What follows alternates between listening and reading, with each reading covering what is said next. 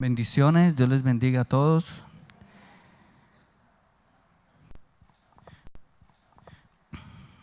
Vamos a ir a Romanos, libro de los Romanos, Nuevo Testamento,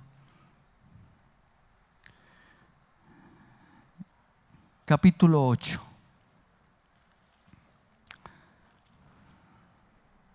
Bueno, dice: ahora pues ninguna condenación hay para los que están en Cristo Jesús, los que no andan conforme a la carne, sino conforme al Espíritu. Entonces es bien importante lo que el apóstol Pablo nos viene hablando. Y para poder entrar en materia, el apóstol Pablo en el capítulo 6, él claramente habla de las consecuencias del pecado. Y aún el mismo Romanos capítulo 6 comienza y decimos: ¿pecaremos porque estamos bajo la gracia? Dice: de ninguna manera. Y habla del bautismo, y el bautismo me está hablando de plantar, sepultar y crucificar el viejo hombre. Eso es lo que hay que hacer con la carne, con el viejo hombre, con el hombre de pecado, con el hombre exterior. Son nombres que se le da a la carne. Y entonces habla de que cuando yo sepulto algo, ¿por qué? Porque está muerto. Aún el mismo Señor dice: si el grano de trigo no cae a la tierra y muere, no puede llevar fruto. Todo lo que tenga que llevar fruto tiene que morir. Diga amén, diga amén. Para usted poder llevar fruto espiritualmente tiene que morir a la carne. Eso es lo que quiere decir allí. Sepultar, plantar y crucificar. Y las tres palabras me está hablando de muerte. ¿Para qué? Para vida nueva, para resurrección y para no servir más al pecado. La vida nueva es cuando yo paso de ser un hombre natural a ser un hombre espiritual. Cuando yo paso de la muerte a la vida. Cuando el mismo Dios estaba en la tierra, claramente habló con aquel sacerdote cuando vemos ese pasaje tan precioso de Juan 3 del nuevo nacimiento. Y ese hombre le pregunta, siendo un hombre conocedor de la ley: ¿qué necesito para ser salvo? Dice: nacer de nuevo. No engendrado de varón, sino del Espíritu. Nacimiento espiritual, del agua y del Espíritu, para que pueda entrar y ver el reino de Dios. Entonces tenemos que trabajar con el pecado. Hay que sepultarlo, hay que plantarlo y crucificarlo. ¿Para qué? Para que tú puedas vivir en resurrección. La resurrección no es cuando nos levantemos de entre los muertos y seamos raptados por el Señor, como dice Primera de Tesalonicenses capítulo 4 del 13 al 18, que es el rapto de la iglesia. No, desde el primer momento que el Espíritu viene a vivir en ti y usted nace de nuevo, usted entra en la dimensión de la resurrección. Usted entra en la dimensión de la vida eterna. ¿Está entendiendo lo que le estoy diciendo? Ya la naturaleza de Cristo te da esa capacidad. Por eso Él murió y resucitó. ¿Para qué? Para darnos vida eterna. Por eso dice: el que tiene el Hijo tiene la vida. ¿La vida qué? La vida eterna. Cuando aquella mujer vinieron a pedirle que resucitara a su hermano Lázaro, Él les habló de la resurrección y dijo: yo soy la resurrección y la vida. El que crea en mí, aunque esté muerto, vivirá. Hablando de la vida eterna. Y usted ya la tiene. Usted ya es eterno. Que hay una muerte por la cual tenemos que pasar todos, que es el resultado del pecado. Pero usted ya es eterno. Y cuando usted ya muere, va a venir el rapto de la iglesia y dice que los muertos en Cristo resucitarán primero. Y los que estemos con vida en esta tierra, cuando venga el rapto, en un abrir y cerrar de ojos, seremos transformados. Recibiremos un cuerpo glorioso y partiremos a estar con el Señor. Amén. Eso es lo que Dios nos da. Eso fue lo que Él ganó. Y entonces aquí Pablo está tratando con lo que nos puede impedir vivir la vida eterna, tener la resurrección, caminar en vida nueva, en resurrección y ya no servir más al pecado. ¿Cuándo qué? Cuando plantamos, crucificamos y sepultamos el viejo hombre, la naturaleza carnal, la naturaleza caída. Y él lo trata ahí y termina ese capítulo con el 23. Y él claramente lo dice ahí en el 6. 23, porque la paga del pecado es muerte, mas la dádiva de Dios en Cristo Jesús es vida eterna. Ahí está diciendo, la paga del pecado es muerte, mas la dádiva de Dios es vida eterna en Cristo Jesús. Entonces, con lo primero que Pablo tiene que tratar con nosotros es con el pecado. Entra al capítulo 7, que fue el que vimos el sábado pasado.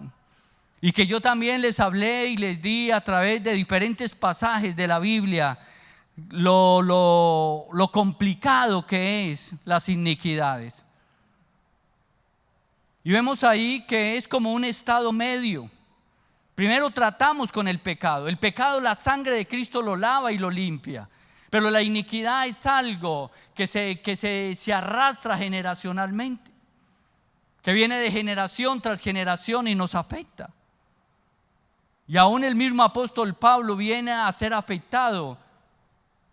Y en el capítulo 7 lo habla, de que hay una lucha interior en él batallando con el pecado. Hay cosas que lo inclinan y lo llevan a hacer una cantidad de cosas que él no quiere hacer. Él ve que el mandamiento es bueno, que la ley de Dios es buena, pero dice que hay una ley en sus miembros que lo lleva a pecar. Y dice, pobre de mí, ¿quién me podrá librar de este cuerpo de muerte? Entonces, con la iniquidad tenemos que nosotros batallar. Y doy gloria a Dios por todos los que ahora 8 días vinieron con una ofrenda. Y yo me gozaba en el Señor porque nosotros demostramos, no solamente con las palabras, sino con los hechos, cuánto es la necesidad que hay en nuestro corazón de ser libres. Y creo que todos llegamos al altar con una necesidad de ser libres, como la tenía aquí el apóstol. Él estaba luchando. Había una lucha interior con la cual tenía que batallar. Pero cuando él termina el capítulo 7 y pasa de esa lucha, viene la vida en el Espíritu. Mientras que ahorita adorábamos, yo miraba algo que es una secuencia que es bien bonita. Cuando estamos nosotros en el sistema del mundo, estamos en Egipto, somos esclavos, estamos aprisionados, estamos separados de Dios, vivimos bajo esclavitud. Pero Dios nos saca de Egipto y nos lleva al desierto. El desierto es donde Dios trata con nosotros, es donde Dios nos procesa, es donde Dios se revela, es donde nos muestra su gracia, su amor, su misericordia, con el maná, con los vestidos, con el agua, con su cubierta, la columna de fuego, de nube. Y ahí es donde Dios se revela. Pero después de eso, de que pasamos el desierto, nos lleva a la tierra prometida. Aquí vemos en el pasaje, estamos tratando con el pecado en el 6. Estamos tratando con el 7, donde el apóstol Pablo está tratando con áreas de su vida, las cuales él tiene que derribar y destruir, como hicimos el pacto ahora el sábado pasado, para poder vivir la vida en el Espíritu. El Canaán de Dios, que Dios nos va a llevar a una bendición sobrenatural. Hemos estado orando por el 2020. El 2020 es un tiempo donde Dios se va a glorificar proféticamente. Es algo sobrenatural de Dios. Cuando nosotros miramos y sumamos el 20 y el 20 da 40. Y el 40 me habla de transformación, me habla de metamorfosis, me habla de un cambio generacional. Transformaciones sobrenaturales de Dios van a empezar a suceder en el 2020. Y desde ya nos estamos preparando para que ese cambio proféticamente de una temporada a entrar a una temporada de gloria. Y yo le he venido orando al Señor. Nosotros no estamos llamados para toda hora ir a sembrar con lágrimas. No, ha llegado el tiempo de cegar con alegría. Ese es el tiempo que Dios va a traer. Ese es el tiempo que Dios va a traer una gloria sobrenatural. Y por eso tenemos que avanzar. La misma escritura dice: la senda del justo es como la luz de la aurora, que va un aumento hasta que el día es perfecto. El día perfecto es cuando Cristo venga por su iglesia. Pero el día perfecto nosotros también todos los días lo vamos a ver, porque vamos a ir de gloria en gloria y de victoria en victoria. Y eso es lo que nos habla la vida en el Espíritu. La vida en el Espíritu es ir de gloria en gloria, es de ir de victoria en victoria. Es ver lo sobrenatural de Dios. En lo natural usted no lo puede ver. Cuando usted vive en la carne, en el pecado, en el mundo, no. Están las crisis, las enfermedades, la pobreza, la enfermedad, los vicios, separados de Dios, alejados de Dios. Pero cuando vivimos en el Espíritu, hermano, tenemos la capacidad de ver los cielos abiertos. Tenemos el poder de atar y de desatar, de llamar las cosas que no son como si fuera, de caminar en fe. Y la fe es la certeza de que nos acercamos a Dios confiadamente, de que los que nos acercamos a Él es galardonador de los que le buscan. Y Él va a galardonar a todos aquellos que le buscan de un corazón sincero a Dios. Entonces, no nos podemos quedar, tenemos que seguir avanzando. Y entonces estamos viendo de que hemos tratado con el pecado. De pronto unos menos tiempo que otros, pero hemos tratado con el pecado. Ahorita tratamos con las iniquidades, como en un desierto, un proceso a través del cual hemos tenido que batallar y luchar fuertemente. Tanto que esa generación dice que no pudo ir a la tierra prometida porque aún Egipto estaba en su mente y quedaron postrados en el desierto. Pero gloria a Dios que Dios ha sacado a Egipto de nuestro corazón. Dios ha roto las maldiciones, las iniquidades que nos impedían seguir a lo sobrenatural, a la vida en el Espíritu. Y entonces no vamos a quedar postrados en el proceso y en lo que Dios quiere desarrollar sobre nuestras vidas, porque usted se ha arrepentido verdaderamente y quiere seguir a la tierra prometida. Quiere vivir la vida en el Espíritu y ahora en adelante. Ángel me decía: sí, hicimos un dinero y hicimos un voto. Dios se toma eso muy en serio. Por eso dice: si a Dios hace promesa, no tardes en cumplirla, porque Dios no se complace en el que promete y no cumple. Si usted le ha pedido algo a Dios, cúmplalo. Si usted le ha prometido a Dios algo, cúmplalo, porque Dios se toma las cosas muy en serio, porque Él es un Dios serio, Él es un Padre serio, Él es un Redentor serio que se toma las cosas en serio. No podemos jugar. Y entonces ahí la ofrenda es algo que llega delante de Dios. La Biblia está llena. Abraham diezmó. Cuando el pueblo de Israel comenzaron a ofrecer sacrificios.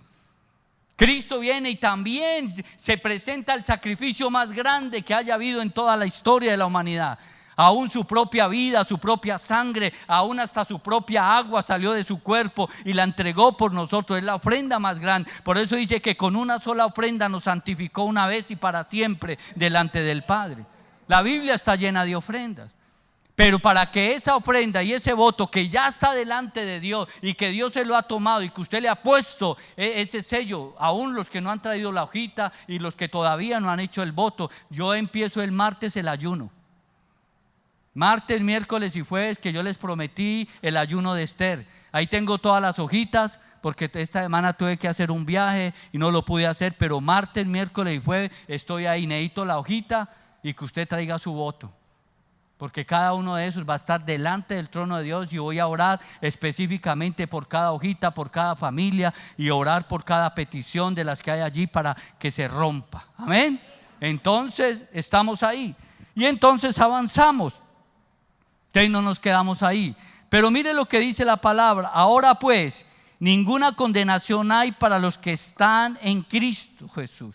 Los que no andan conforme a la carne, sino conforme al Espíritu. Mire cómo cambia todo. Ya no es el pecado. Ya no es la iniquidad que graba en mí, no, ahora es la vida en el Espíritu. Esa era la respuesta que usted y yo necesitábamos, que Pablo necesitaba. Porque mire cómo termina el 7. Miserable de mí, ¿quién me librará de este cuerpo de muerte? Y mire lo que dice el 25, gracias doy a Dios por Jesucristo Señor nuestro. Así que yo mismo con la mente sirvo a la ley de Dios, mas con la carne a la ley del pecado. Entonces él estaba luchando con dos leyes, con una ley natural y con una ley espiritual. Pero él claramente dice, gracias doy a Dios por Jesucristo nuestro Señor. Y habla de las dos leyes. Y aquí dice claramente, ahora pues ninguna condenación hay para los que están en Cristo Jesús, los que no andan conforme a la carne, sino conforme al Espíritu. Esa es la respuesta que usted y yo necesitamos. Que no anda conforme. Que el estilo de vida suyo no es agradar a la carne, no es vivir conforme a los rudimentos del mundo. El apóstol Juan, hablándole en su carta, dice claramente en primera de Juan 2:15, dice, no améis el mundo ni las cosas que están en el mundo, porque los deseos de los ojos, los deseos de la carne y la vanagloria de la vida no provienen del Padre sino del mundo, y el mundo pasa y sus deseos, mas el que hace la voluntad de Dios permanece para siempre. Ahí es claro. Y eso es una lucha que el hombre ha tenido. Esa fue la lucha que tuvo Adán con Satanás en el huerto del Edén. Esa es la lucha que tuvo Cristo en Mateo 4 cuando Satanás vino a tentarlo. Y esa es la lucha que tiene el cristiano, porque Satanás, el ministerio de él es hurtar, destruir y matar. Y él está aquí pendiente de cuál de nosotros le da papaya para eso. Y por eso dice, no améis el mundo, ni las cosas que están en el mundo, ni los deseos de los ojos, ni los deseos de la carne, ni la vanagloria de la vida provienen de Dios, sino del mundo. Y el mundo pasa y sus deseos, mas el que hace la voluntad de Dios permanece para siempre. Y eso es lo que está diciendo el apóstol Pablo. Ahora pues ninguna condenación hay para usted y para mí, si usted es de Cristo. Pero para que eso se pueda cumplir, dice, los que no andan conforme a la carne, sino conforme al Espíritu. Y entonces ahí tenemos que ir claramente a mirar lo que dice Gálatas claramente. En Gálatas capítulo 5, desde el versículo 15 en adelante hasta el 21, viene hablando de esto, y se lo voy a leer. Dice, mire lo que dice claramente el apóstol Pablo también hablándole a los Gálatas.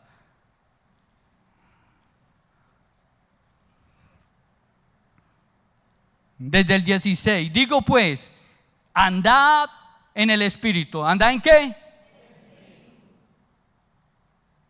Y no satisfagáis los deseos de la carne. Hermano, la carne siempre va a querer ser saciada. En el hombre hay una lucha entre la carne, entre el alma y el espíritu. La carne siempre va a querer tener la titular. El alma también va a jalar para ella tener el control y el dominio. Y Dios está intercediendo ante el Padre para que tú puedas vivir en el Espíritu y tú puedas someter la carne y el alma al señorío del Espíritu. Y ahí es donde tú tienes que trabajar. Por eso el apóstol Pablo, cuando él habla en Corintios, dice que él corre la carrera. Y dice, y para yo ganarme la carrera, dice, de todo me abstengo para ganar la carrera.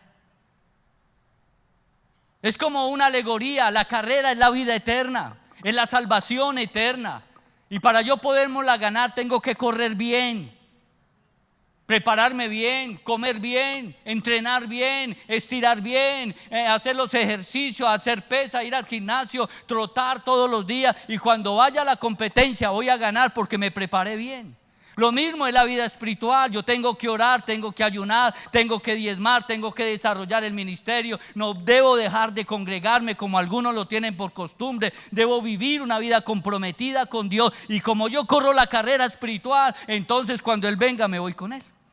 Y allá me va a dar el galardón eterno. Aquí una corona que se va a corroír, se va a podrir, se va a dañar. Allá es una corona incorruptible. Y él lo dice claramente, dice, y el que se sube al ring no se va a poner a tirar al aire, no, llega y ¡prá! Le tiene que dar bien el golpe donde lo tiene que dar, porque o si no el otro se lo da a usted y el que pierde es usted. Y él corre lo del corredor y lo del boxeador. Y el boxeador no se va a ir a tomar toda la noche y se va a ir con su esposa a tener relaciones y a tener allá y llegar acá todo debilucho y tal para que el otro lo coja. No, un boxeador entrena 4 o 5 meses para ir a uno de esos coliseos del mundo, ante todo en los Estados Unidos, donde hacen las grandes peleas, y entonces ahí se va a ganar 50, 100 millones de dólares porque va a pelear Mayweather con Pacquiao. Y ahí es una bolsa de 300 millones, imagínense, por darse en golpes. Pero usted está peleando contra Satanás, contra la carne, contra el mundo, y usted se va a ganar la vida eterna. Pero los 300 millones que se ganó Mayweather, o los 200 o los 150, se van a podrir, no se los va a llevar al cielo, y si no se ha arrepentido se va para el infierno y no ganó nada. Pero usted tiene que correr y pelear de tal manera para que se gane la corona. Por eso dice, no puede andar conforme a la carne, sino conforme al Espíritu. Y aquí lo está diciendo claramente. Digo pues, andad en el Espíritu y no satisfagáis los deseos de la carne. Proféticamente dígase ahí mismo: carne, no te voy a satisfacer, no te voy a dar gusto, te voy a tratar duro. Por eso Pablo decía que golpeaba la carne para someterla y para que no se levantara. Porque si yo vengo a ser un gran predicador, pero no someto mi carne, yo voy a ser eliminado. ¿Y qué me gano de ser un gran predicador y ganar almas y predicar sabiendo que voy a ser eliminado porque fui débil? Eso dice, golpeo mi carne. Ahora no es que vaya a venir el martes aquí a la oración todo moreteado y todo acabado y vuelto nabo en silla de ruedas. No, es algo espiritual. De golpear eso, es que yo quiero ir, uy, es que yo me la quiero tomar, uy, es que yo quiero matar, uy, es que... Eso es lo que usted tiene que golpear, es sí, carnita, que a las 5 de la mañana lleva cuántos meses y cuánto tiempo que ya no se levanta a orar de madrugada, y entonces ponga el celular y cuando se despierte, ¡tran, carnita, vamos para el piso! Vamos, arrodíllese, tiene que someterla. Porque yo sé que es pararse uno a las 4 de la mañana, a las 5, yo sé, porque a mí me ha gustado la oración de madrugada. Y cuando se le mete a uno la pesadez, hermano, eso no hay celular, no hay agua, no hay nada que a usted lo pare. Y ahí es donde la tiene que golpear, ahí es donde la tiene que golpear. Que no, que yo estoy, que me aburrí del ministerio, de la iglesia, que ya no quiero ir, que por ahí tal cual. Ahí es donde tiene que golpear, ahí está en el peligro más grande. Que este matrimonio ya esto como que está maluco, esta esposa, no, que ha tenido que orar, que la iglesia esto. Ahí es donde usted tiene que clamar y doblar rodilla y ayunar, orar para que ese matrimonio se levante, porque lo que viene es grande y glorioso para eso, y el diablo lo quiere destruir y dañar. ¿Sí está entendiendo cómo es? No satisfaga, no la arrulle, no le dé papaya.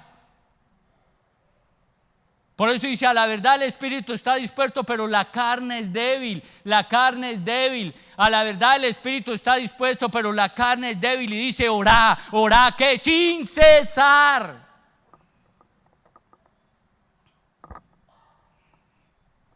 Por eso una de las cosas que más ataca al diablo es la oración.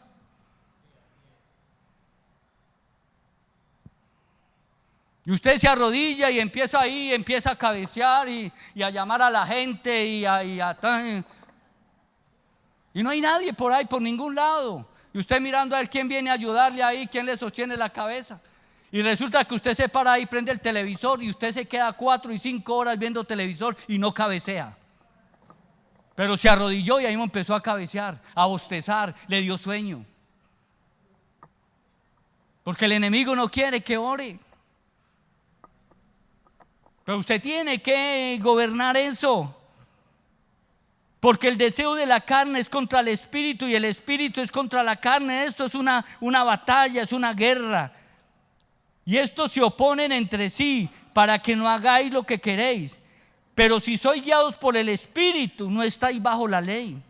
Y manifiestas son las obras de la carne, que son adulterio, fornicación, inmundicia, lascivia, idolatría, hechicería, enemistades, pleitos, celos, iras, contienda, disensiones, herejías, envidia, homicidios, borracheras, orgías y cosas semejantes a esta, acerca de las cuales os amonesto, como ya os lo he dicho antes, que los que practican tales cosas no heredarán el reino de Dios. Mas el fruto del Espíritu es amor, gozo, paz, paciencia, benignidad, bondad, fe, mansedumbre y templanza. Contra tales cosas no hay ley, no hay nada que pueda detener eso. Ahí estamos viendo la lucha que hay, cómo las obras de la carne van a querer tener el control en tu vida, y también los frutos del Espíritu van a querer tener el control.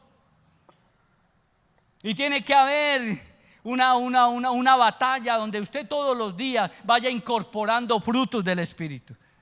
Y usted diga: hoy entonces estoy batallando contra el adulterio, la fornicación, la lascivia, la concupiscencia, que son como los grupos donde está la parte relacionada con lo sexual. Y entonces ahí le dice: lo va a meter amor, gozo y paz, y voy a derribar esto que está afectando mi vida.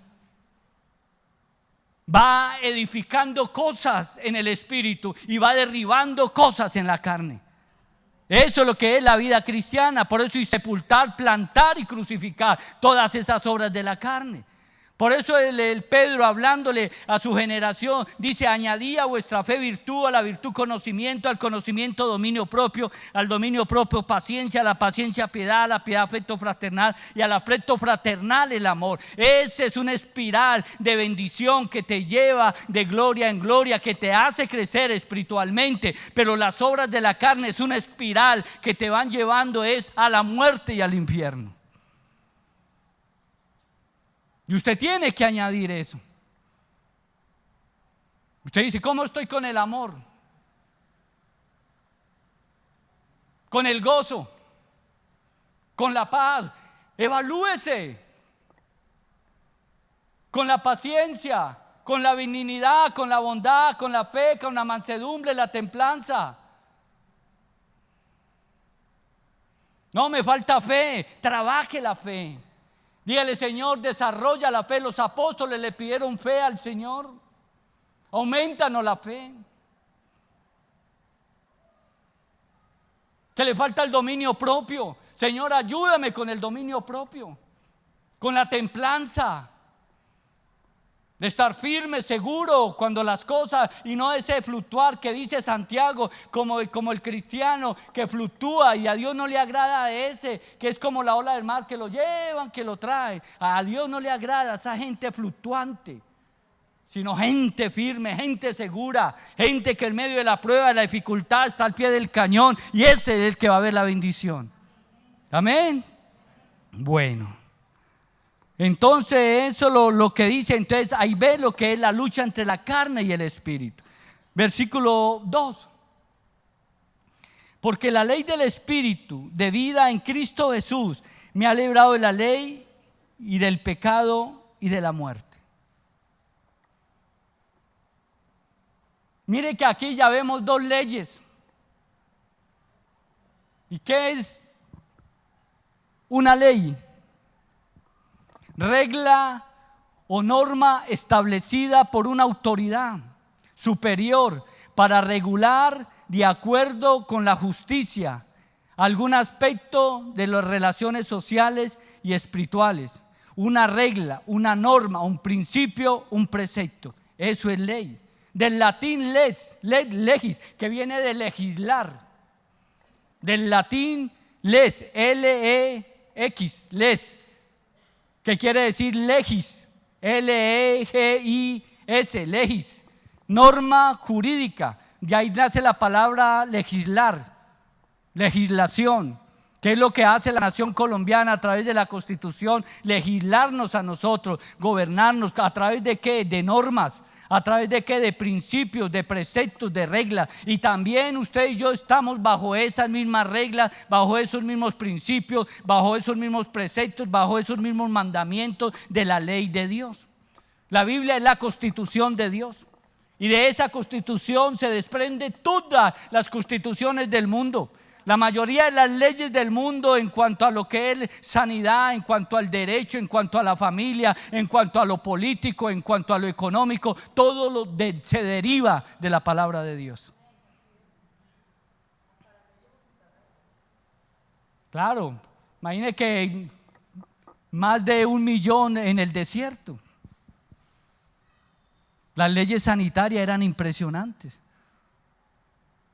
Imagínense, ellos no tenían alcantarillado, no tenían baño, no tenían lavadero, no tenían nada. Ellos tenían que trabajar todo eso. Leyes sanitarias, cantidad de cosas. Leyes de la familia, del matrimonio, de forma de gobernar. Entonces, norma jurídica dictada por una autoridad competente, generalmente un legislador. En ese caso, el legislador, ¿quién es? ¿Quién es el legislador nuestro? Dios, hermano, el Espíritu de Dios, el que nos legisla. Donde se ordena o prohíbe algo de acuerdo con la justicia y para el bien de los ciudadanos. Mire que aquí hay una palabra muy importante: justicia. Justificados pues por la fe tenemos paz para con Dios. ¿Por qué? Porque la justicia, no la del hombre, porque hay muchas clases de justicias, pero ante todo lo que es la justicia de Dios está basada en la verdad. Como en el caso, hay gente que puede decir, bueno, ¿y por qué Dios no perdonó a Satanás? Porque él cometió un pecado de gran rebelión ante Dios. ¿Por qué Dios no perdonó a Adán? Porque como él ya había condenado a Satanás, Satanás había venido a engañarlo. Por la justicia de Dios, como él cometió un error, lo mismo que lo cometió Satanás, como Dios es justo, entonces dijo, aquel lo castigué y lo desheredé y lo saqué de mi trono. Ya no es el adorador, ya no es el que adora en el trono, ya no es el que dirige los coros angelicales, ya no es el que me sirve y el que me besa y el que está cara a cara conmigo. Lo eché del cielo. Entonces, como este falló, también lo tengo que condenar. Eso es justicia. Entonces, ay no, qué pobrecito, que es Adancito, de pronto aquel era Luzbel y este es Adancito, entonces con Adancito sí voy a ser justo. No, sería injusto. Sería injusto. Por eso cuando usted comete un error, Dios te tiene que castigar. Hasta que usted no se humille y le pida perdón como lo hizo David. Por eso cuando David pecó, dice, la espada no se apartó de su casa. ¿Por qué? Porque esa es la justicia de Dios. Porque él pecó, él abrió una puerta en el mundo espiritual que permitía que el enemigo viniera y Dios dejó. Por eso cuando usted no peca y usted sirve a Dios, hermano, ninguna puerta se puede abrir. Por eso dice, las puertas del Hades no prevalecerán contra la iglesia. Cuando usted está edificado sobre la roca, cuando usted obedece y camina conforme a la voluntad de Dios, usted está bajo la cobertura de Dios y el enemigo no te puede tocar. Pero cuando tú cometes un error, una falla dentro de la justicia de Dios, Dios te quita la cobertura, Dios te quita el manto de protección, Dios se quita y te deja expuesto. Y puede haber orado mucho, ayunado mucho, haber ganado muchas almas, haber predicado muchos sermones, pero la paga del pecado es muerte. Y entonces ahí lo que tiene que hacer es arrepentirse y humillarse, como lo que hizo David, como hicieron muchos de los hombres de Dios. Entonces una ley que está establecida, regla o norma establecida por una autoridad.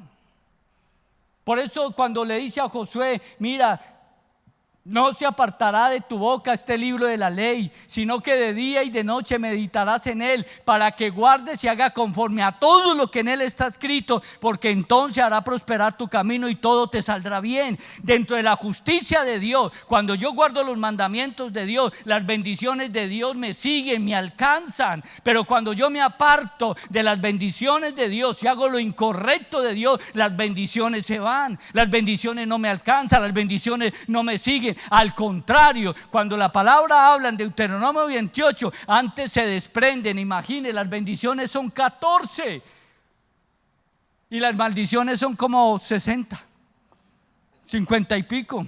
Te dará peste, te dará lepra, te dará esto, matarán a tus hijos, estarás pobre, trabajarás el campo y otros se le llevarán la cosecha y todo, cuando usted camina en injusticia con Dios, apartado y alejado de Dios. Porque es una ley. Aquí habla de la ley del pecado y la ley del espíritu. Son dos leyes. Y las leyes se tienen que cumplir. Por eso en la Constitución colombiana hay leyes, y el que quebranta cualquiera de esas leyes se mete en problemas. Y me ponía yo a estudiar la palabra ley. Eso hay una cantidad muy larga, que la ley del Newton, que la ley de yo no sé quién, la ley yo no sé cuánto, la ley de la gravedad. Y yo aquí alcancé a anotar unas. Dice la ley de la naturaleza, fenómenos naturales. La ley mentalista, todo está en la mente. La ley de la correspondencia, como es arriba es abajo. La ley de la vibración, todo está en movimiento. La ley de la polaridad, todo tiene dos polos. La ley, no más porque pues da definiciones muy largas, pero yo lo resumía, sacaba la palabra correcta. Pues la que se ceñía, y lo más simple que pude extractar, porque no me podía sacar todo eso porque son definiciones a veces bastante largas. Todo tiene dos polos. Ley del ritmo, del movimiento de ida y de vuelta, el péndulo. La ley de la causa y el efecto, todo efecto tiene su causa. La ley de la generación o atracción, la ley de la producción y el amor. La ley de la gravedad, atracción entre masas. Y miraba yo y hay cantidad. La ley del espíritu en nuestras vidas quebranta el dominio de la antigua ley del pecado y de la muerte. Si oyó lo que le dije, la ley del espíritu en nuestras vidas quebranta el dominio de la antigua ley del pecado y de la muerte. Por eso usted encuentra muchos de esos pasajes que la ley era maldición. ¿Por qué? Porque el hombre le era imposible cumplir la ley, someterse a ella. Eran 613 leyes, con una sola que usted fallara, ya usted moría. Era imposible que el hombre la pudiera cumplir.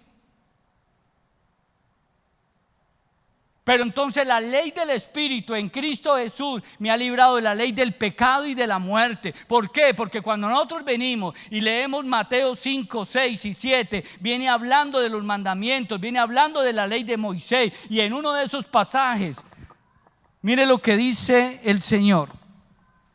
En el 5.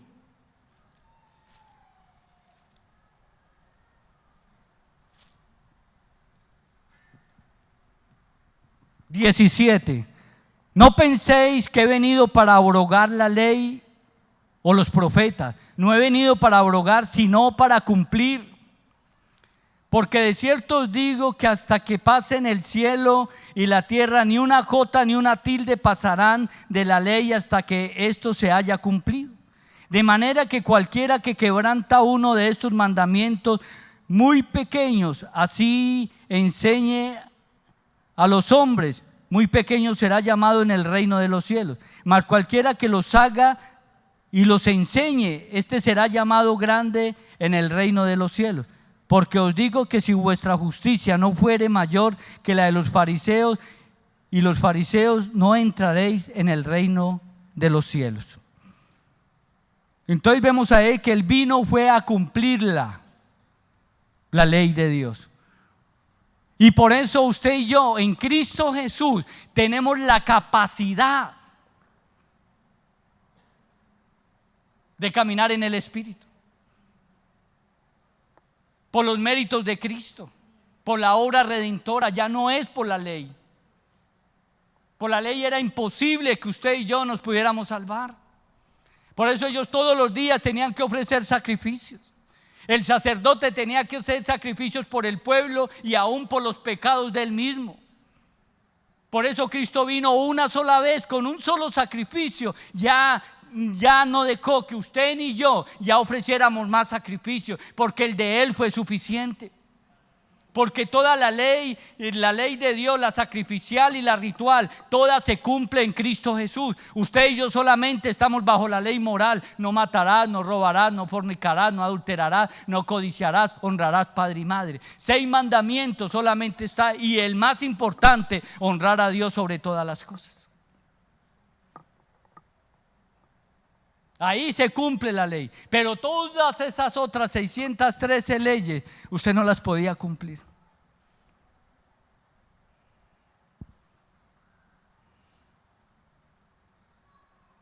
Aunque era una ley, pero Dios vino y trajo una ley mayor, la de Cristo, que nos hace libres de toda obra de las tinieblas.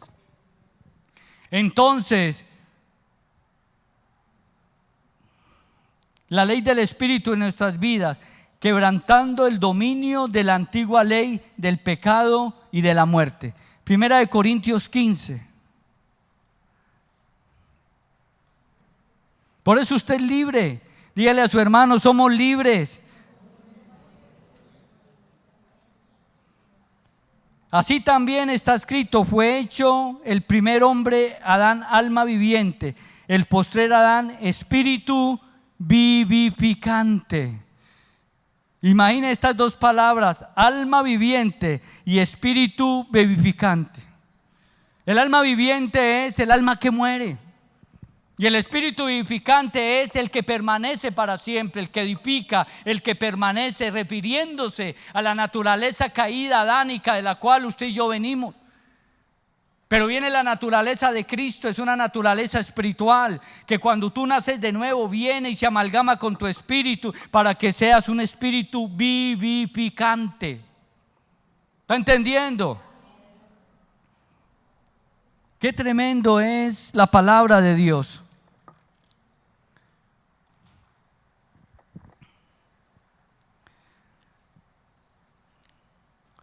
Yo leí acá de esta la ley del pecado. Vamos a ir a Romanos 3.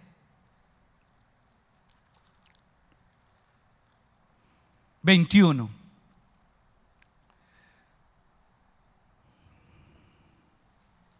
Dice, pero ahora aparte de la ley se ha manifestado la justicia de Dios. Ya no es la ley, es la justicia de Dios. Y usted va a encontrar mucho en el Nuevo Testamento y ante todo en los escritos de Pablo la ley. Pero se está refiriendo a la ley de Moisés. Y por esa ley era imposible que el hombre se salvara. Para que usted lo entienda de esta manera, si fuera por la ley, ¿para qué hubiera venido Cristo? Si la ley nos salvaba. Cristo vino antes, al contrario, porque la ley no nos podía salvar. Los sacrificios, ¿sí? Por eso hay una que habla en Gálatas y me dice que mientras que vamos a leerla acá. Si esa es muy buena, que se me viene acá. Si es Gálatas 4. Mire cómo dice acá el apóstol Pablo refiriéndose a eso. En cuanto a la ley, porque Gálatas también es una gran carta. Dice, pero también digo, entre tanto que el heredero es niño, en nada difiere del esclavo, aunque es señor de todo. Sino que está bajo tutores y curadores hasta el tiempo señalado por el Padre. Entonces, en cierta manera, usted es un niño, usted es heredero. Somos herederos y coherederos por medio de Cristo. Pero en nada difiere del esclavo, porque es un niño. Y aunque es heredero, es un esclavo. Todavía no es libre, sino que está bajo tutores y curadores hasta el tiempo señalado por el Padre. Entonces tiene gente que le enseña, que lo guía, que lo direcciona, que lo recoge, porque es niño y es heredero. Pero todavía no tiene ni el conocimiento, ni la sabiduría, ni el poder para ejercer su autoridad. Pero cuando vino el cumplimiento del tiempo, Dios envió a su Hijo, nacido de mujer y nacido bajo la ley. Porque la ley lo decía.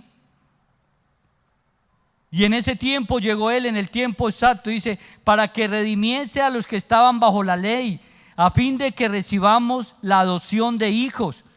Mire lo que dice el 5, para que redimiese a los que estaban bajo la ley. Por eso era niño y por eso era heredero, pero era esclavo. No podía arrebatar nada, no podía tener nada, no podía arrebatar nada, no tenía la vida eterna, tenía que hacer sacrificio, ofrenda y cualquier cosa que hiciera, que fallara, se condenaba.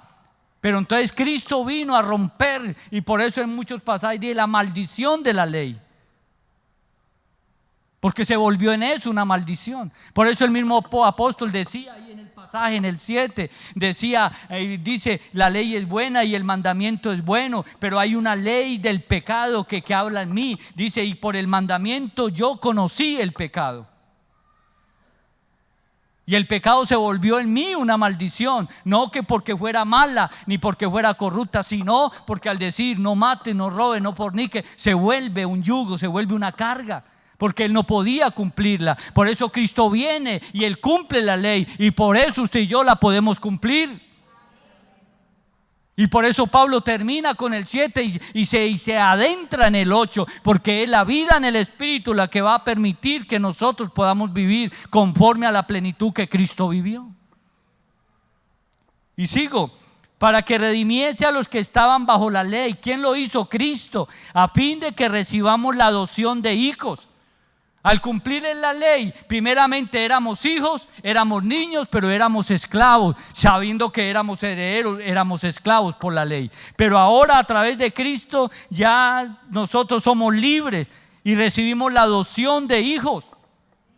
Y cuando tú miras la palabra adopción es una palabra que tiene una connotación muy fuerte. Israel hermanos, son la raíz. Nosotros fuimos injertados en la raíz. Ellos son hijos legítimos de allá. Nosotros somos adoptados por Dios. Y hay una ley jurídica que dice que usted puede desheredar al hijo natural, pero usted no puede desheredar al adoptivo.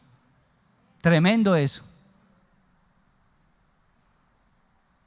Jurídicamente. Y aquí estamos viendo que esa palabra se cumple y usted, hermano, es adoptado. Eso lo dice Efesios capítulo 1, fuimos adoptados por el Señor. Usted es un hijo adoptivo por el Señor. Y usted tiene todas las bendiciones de Dios. Dice, y por cuanto sois hijos de Dios, Dios envió a vuestros corazones el espíritu de su Hijo, el cual clamaba Padre. Así que ya no eres esclavo, sino hijo. Y si hijo, también heredero de Dios por medio de Jesucristo. Mire que aquí era heredero, era niño, pero era esclavo. Aquí por medio de Jesucristo usted es hijo, usted es heredero por medio de Cristo, porque Él cumplió la ley. Dele un aplauso al Señor.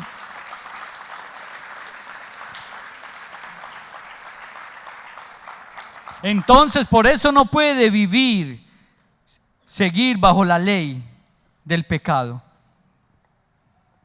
sino bajo la ley ¿de qué? Del Espíritu. Son dos leyes, normas, reglamentos, normas, principios, preceptos, reglas que usted tiene que cumplir cuando usted vive en el Espíritu.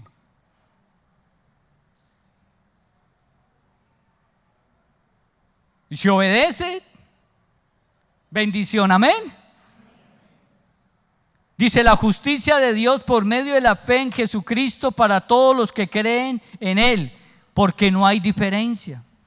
Por cuanto todos pecaron, están destituidos de la gloria de Dios, siendo justificados gratuitamente por la gracia. Es un regalo, la gracia es un regalo. Por gracia sois salvos por medio de la fe, y eso no de vosotros, pues es don de Dios, y no por obras para que nadie se gloríe. Porque somos hechura suya, creados en Cristo Jesús para buenas obras, las cuales Dios preparó de antemano para que anduviésemos en ella. Y esto es para que aprenda, hermano, la gracia es un regalo. Usted no tiene que hacer nada para ganarse la salvación.